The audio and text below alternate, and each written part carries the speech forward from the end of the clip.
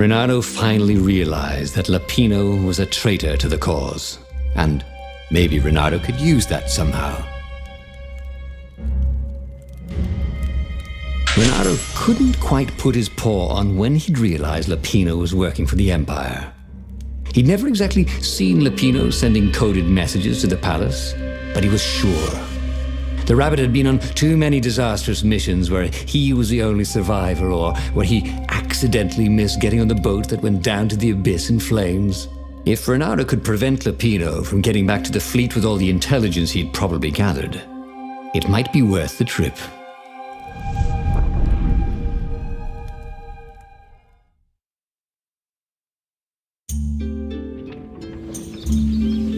How had they come to this? They'd been on so many adventures together. Lapino had talked Renato out of prison at least 4 times, and Renato had rescued Lapino from at least 2 lynch mobs.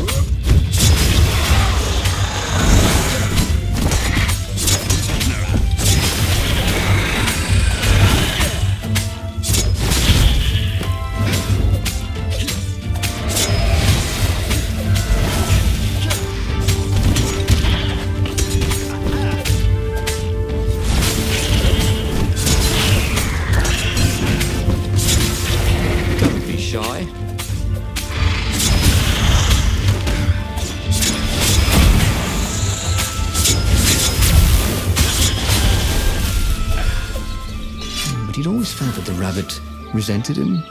Lapino was hilarious because he was so down on himself and everyone else. But behind the laughs, he wasn't a happy camper. Oh, was this payback? Or did the Empire have his little white tail in a vice? Renato had been the terror of the sandcastles when he was 2.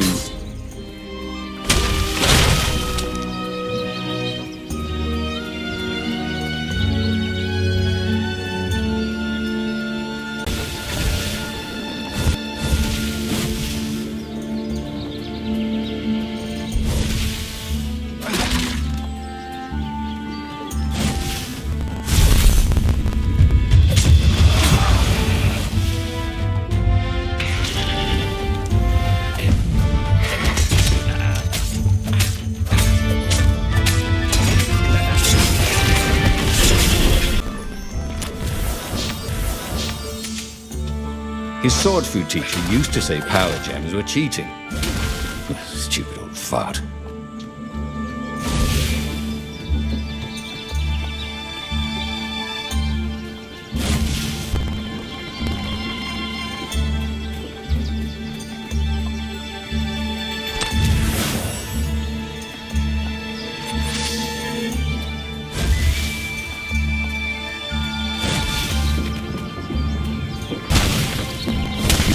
Go sticking jewels in your gauntlet just anywhere. What if you dropped one and broke it? Luckily, there was a bench right here.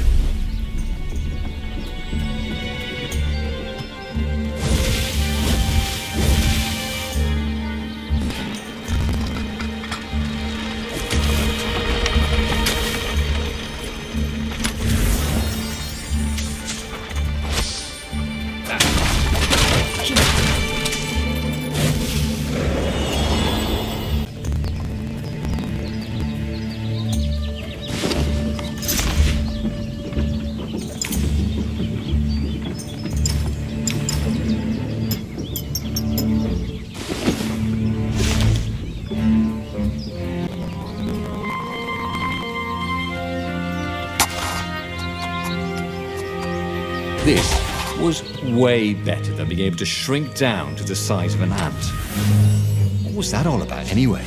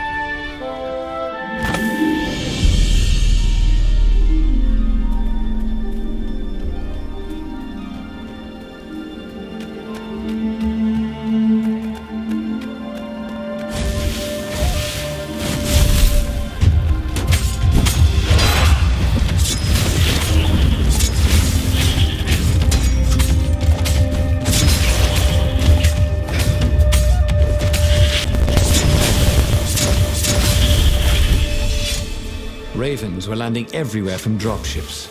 He'd better get moving. If they got to Lupino first, the rabbit would give the Empire all the intelligence he'd been stealing from the rebellion, and they'd probably give him a medal. He'd have to be very careful about how he played Lupino. At the slightest hint of danger, the mad rabbit would take off like a rabbit.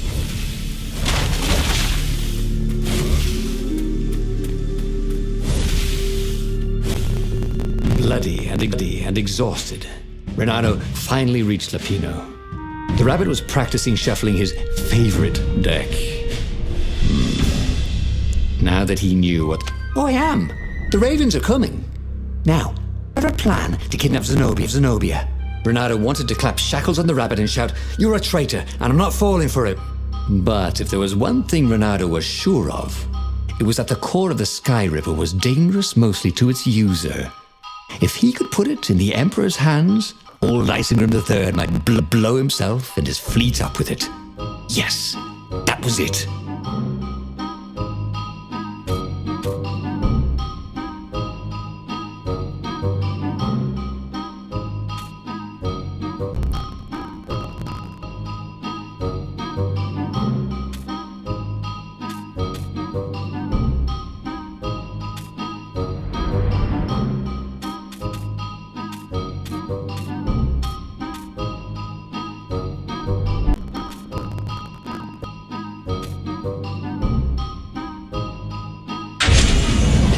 Felt like a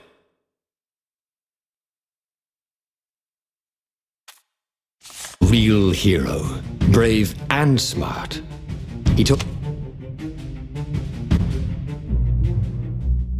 Right. Now, all Renato had to do was fight his way through Zenobia's invading troops, sneak onto her ship and into her bedroom, and kidnap her without any of her dozens of guards alerting her. Then, he would rely on her love for him to convince her how evil her father was, so she'd run away with him instead of going back to her father, who was going to blow himself up. It did sound a little risky. But Renato had a feeling it would work out somehow. It always did.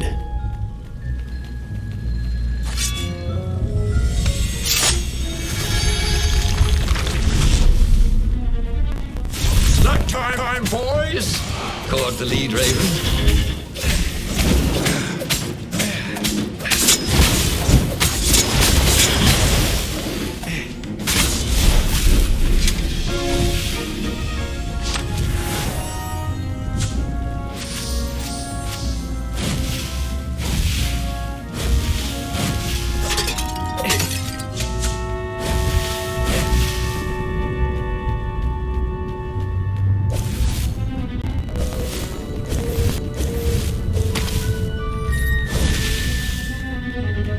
He'd once met a pirate captain. He used hooks to get around his ship. Oh, what was his name again?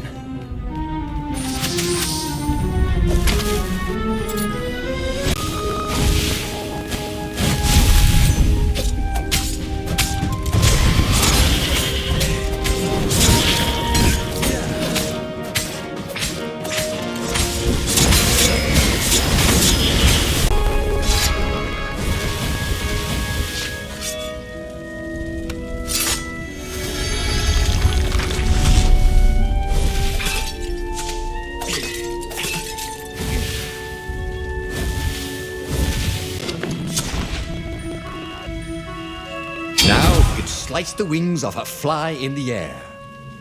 Not that he would. It's sort of mean, really.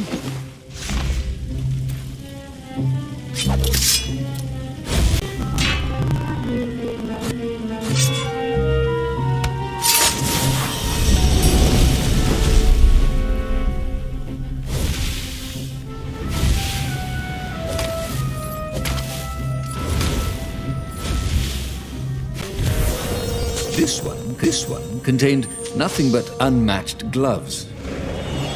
And something more useful.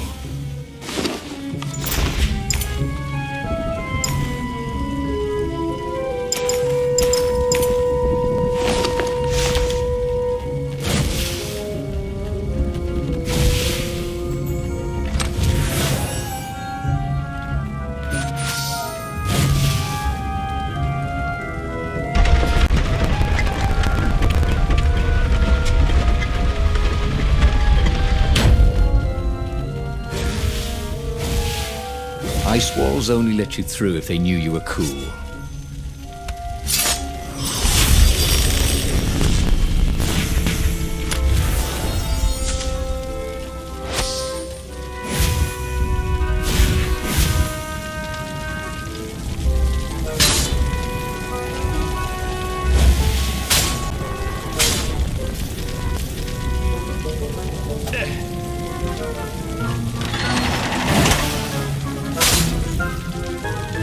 Didn't your mother tell you it's rude to stare? Snapped Renato, a little smug.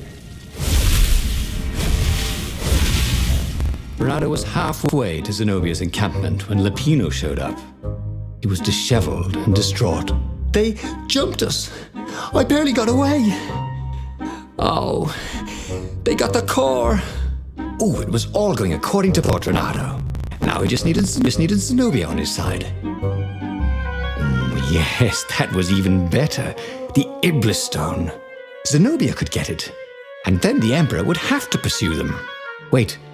No. The gem would corrupt anyone.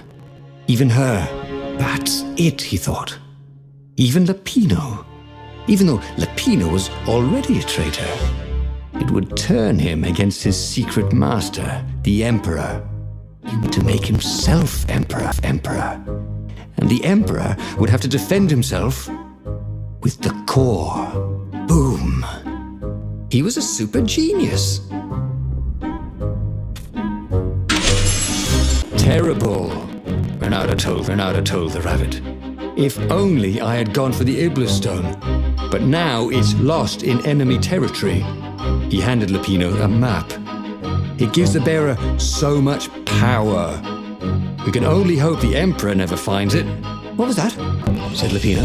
I think someone's following us. I didn't hear anything. Rabbit ears. You go on ahead. I'll check it out. And with that, Lupino hopped off with the map.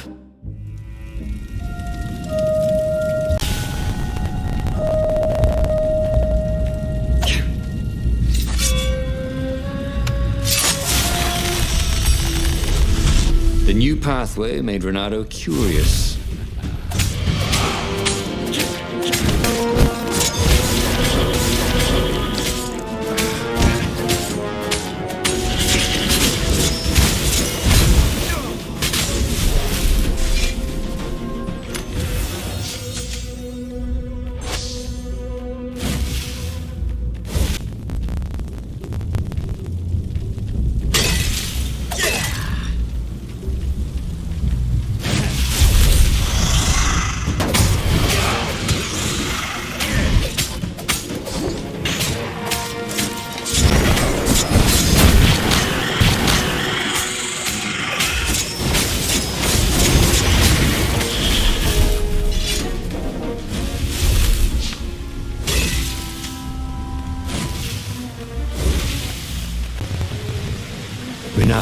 Renato slinked through Zenobia's ship, making no sound at all.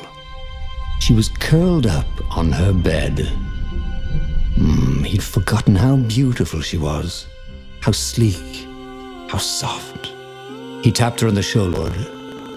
She was made of smoke, and he noticed he had a very solid blade to his throat. Did you really think you could capture me? Purred a familiar voice. I just wanted to chat, said Renato. Did you ever wonder why the Emperor adopted you? He needs a sacrifice, someone who truly loves him, to make a bargain with the lost gods. That's a vicious lie. He wants to bring them back. That's crazy. Why would anyone? They could make him immortal, an eater of souls. And with that, her eyes widened. She understood. Renato told her how he had rescued a priest whose order had been massacred, how he had slept in a burnt village. At midnight, the Emperor's victims had come to him in his dreams to tell him of the hideous eldritch rituals they'd been sacrificed in. He could still see those kittens and puppies, their wide, sad eyes, their moist noses. Prove that? I've got a witness at the observatory.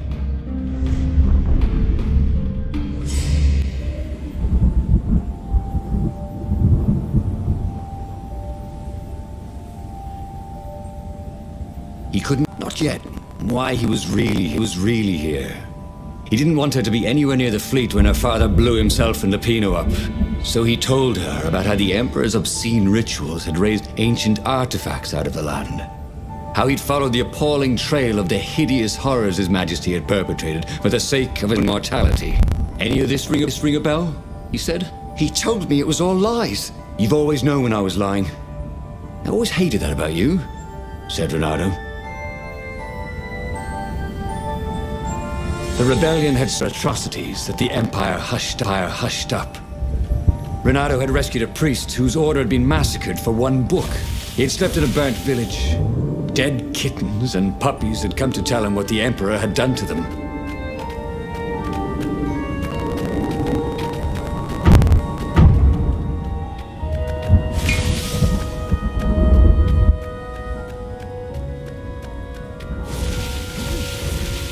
What was really fun was hooking yourself onto a moving ship.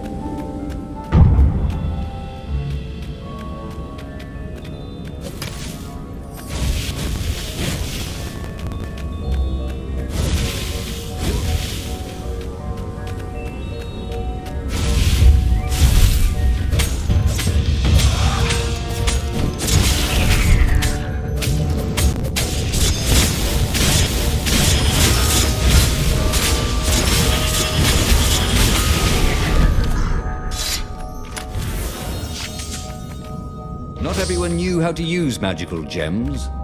Of course, not everyone had gem gauntlets like he did.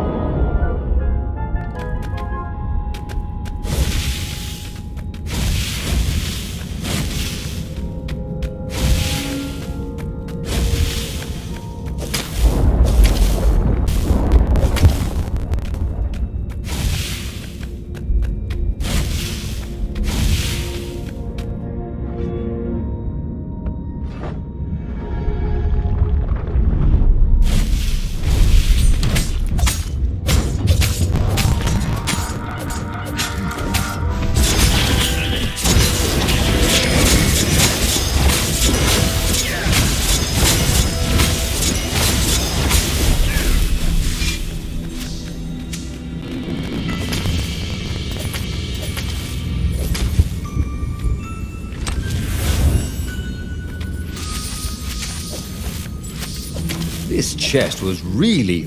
Oh, don't you think I'd know if my father started practicing black...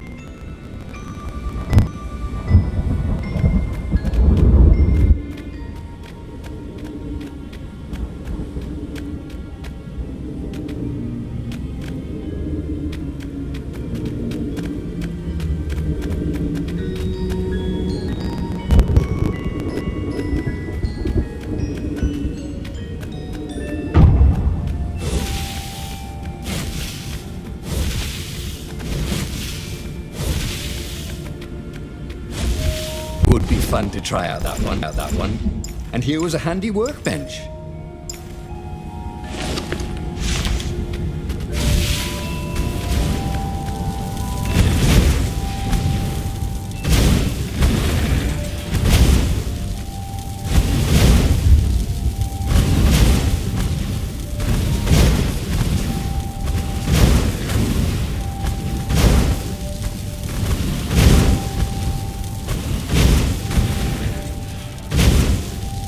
Cannon trap. Who doesn't love being shot at by cannons? And who kept these things loaded anyway?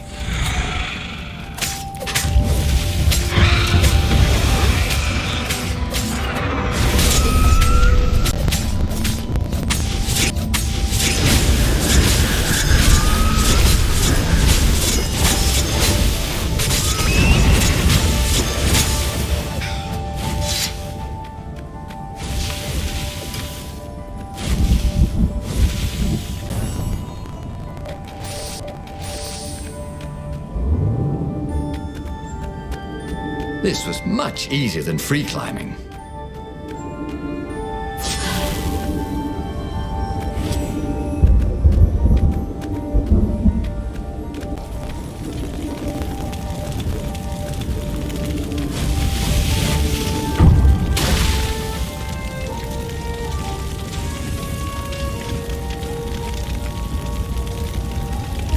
The observatory was a burning hull. Dead scientists and black feathers everywhere. The Ravens had taken special care to burn the reanimated witness to cinders. Zenobia stared at the carnage. He didn't want me to hear the witness, did he? I guess not. What's your plan? She asked. So, I explained his brilliant gambit. Sending to get the Iblis Stone, become super powerful and corrupted, provoke the Emperor into using the core against him, thus blowing up both of them, and hopefully the fleet too. Let me visit your council, she said, shaken. I want to help. Could he really trust her?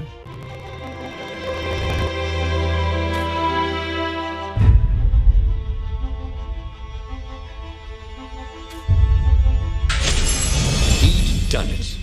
He'd made Zenobia see how evil her father really was. Wished she didn't feel this urge to join in the rebellion. After all, he'd taken care of the Emperor, right? Yeah, but she'd always been conscientious like that.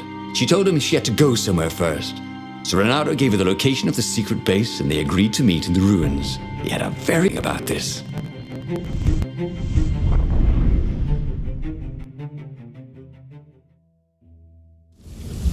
What had Zenobia gone off to do? What was more important than meeting the rebel council? Had he made a mistake, sending her to the ruins? No. They could trust each other. He could trust her because she never broke her word.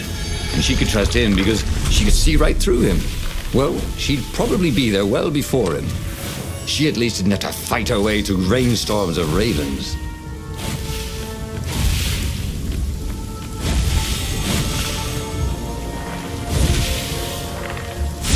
Kill the fox! Caught the ravens. Nobody said they were original.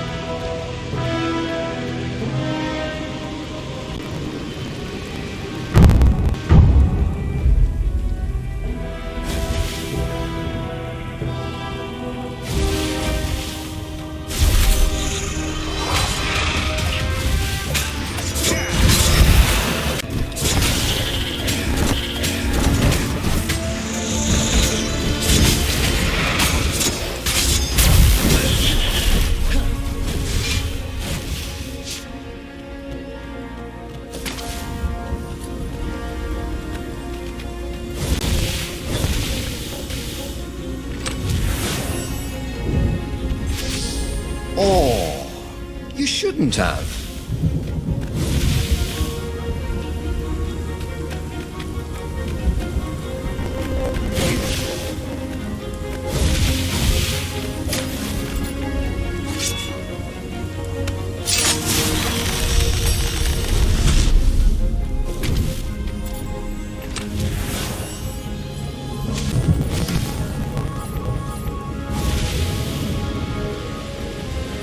Renato had always wanted a flying carpet. This was more like a flying tabletop. But it would do.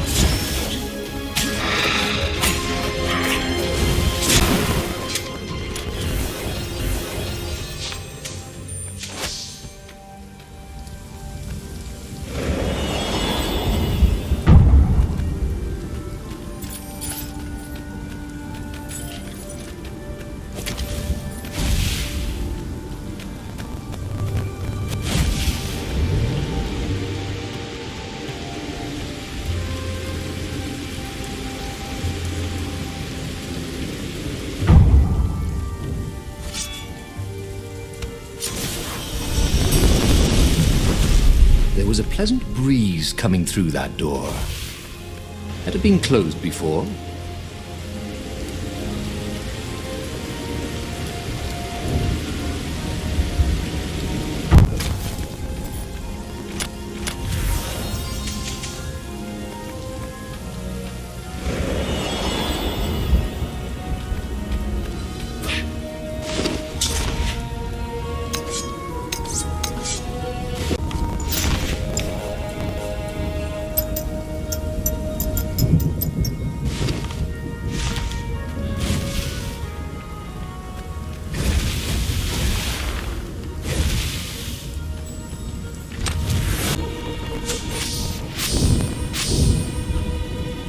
As he came around the bend, there was Lupino, unconscious on the side of the path, and Renata could smell a familiar, sweet, smoky scent. Who? It had to be.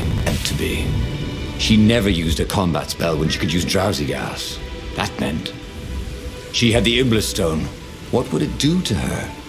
She hated her father now. She'd kill him for sure. The council wouldn't mind if she killed the Emperor, but destroy her. He had to get to whatever ledge she was on and talk her down from it. He was sort of yanking his own chain, wasn't he?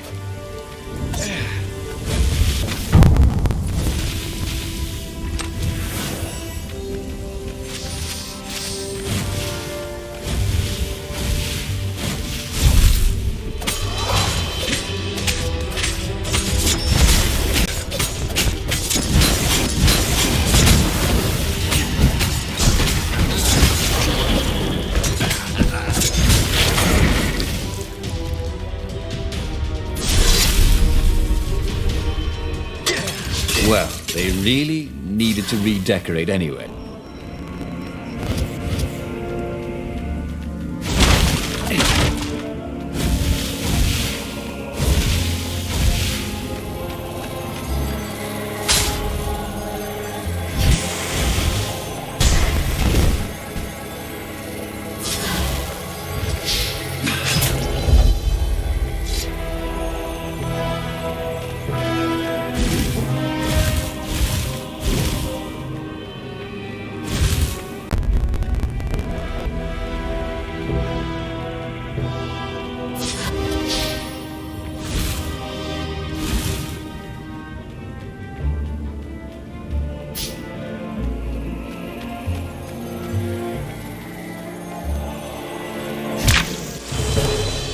Should have faked left and then gone left, he thought.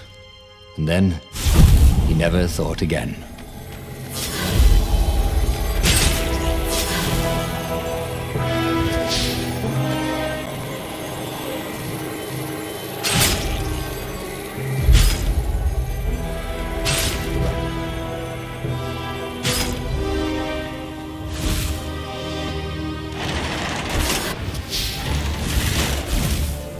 Long stairs. So he was close to the rebel base. He was on fire. So far, so good.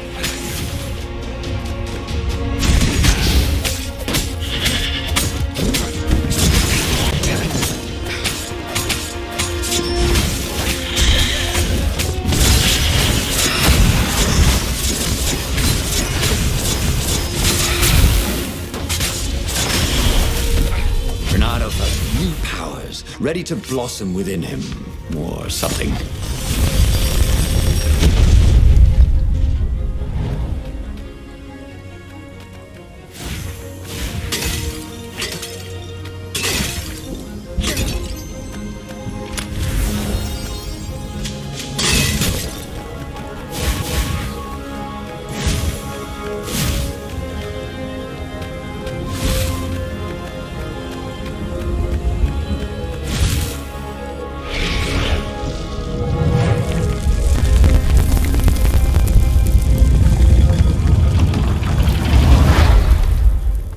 Everyone in the council chamber was dead.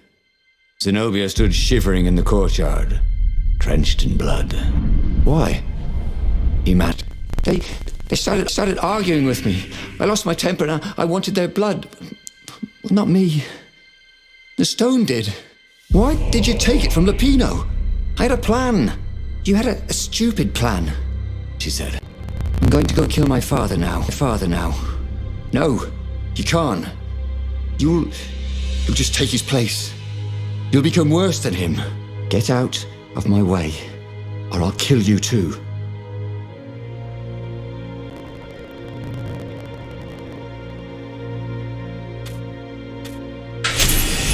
You won't kill me, he said. And I won't let you kill the Emperor.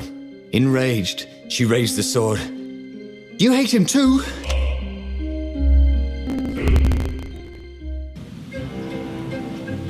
The Empire had seized his ship. They'd have to take it back.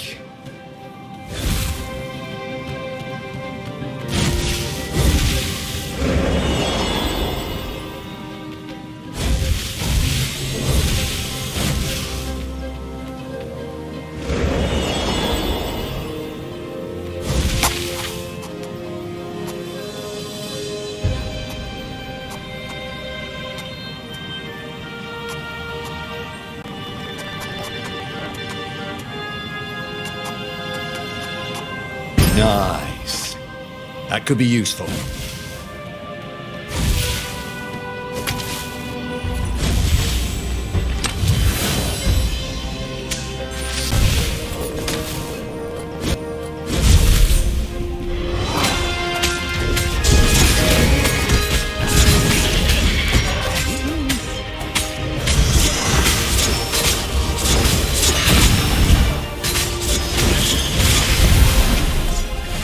Zenobia was in no shape to fight, but he never fought so well. He wasn't fighting for money or loot or a cause. He was fighting for her, for them. His sword danced, flew, and the ravens recoiled from his ferocity.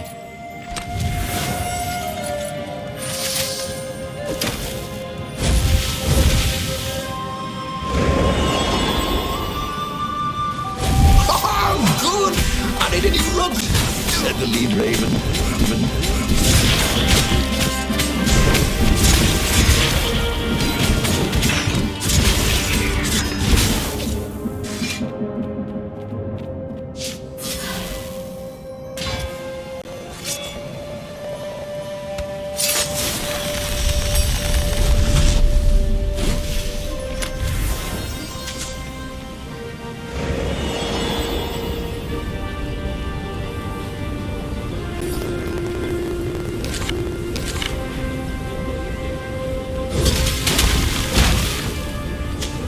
Smashing things was fun.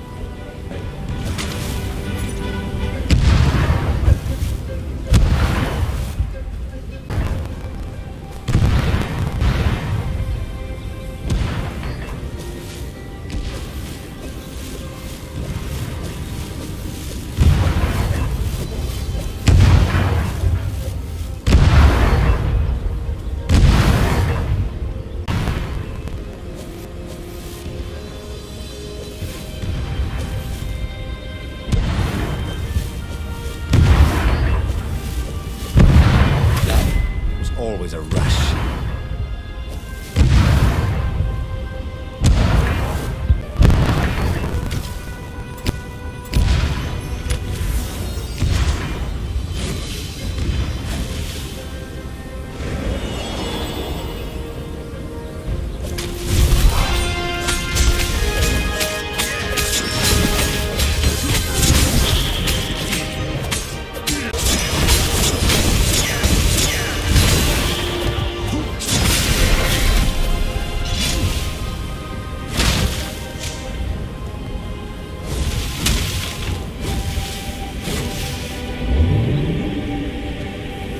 Description: no spitting, no spitting.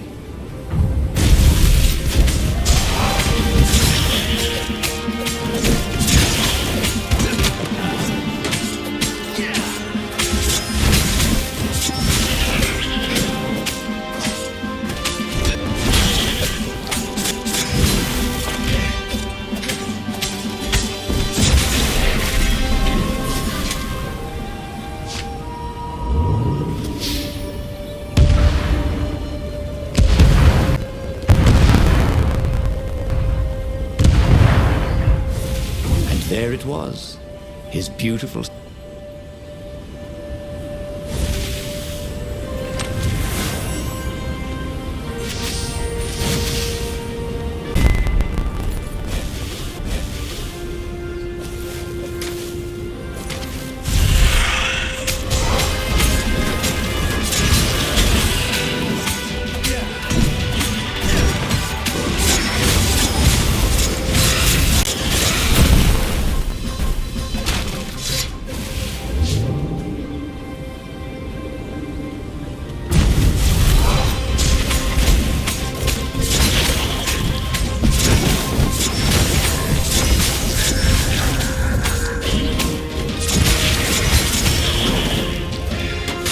What? But I really like the sound his sword made in the air.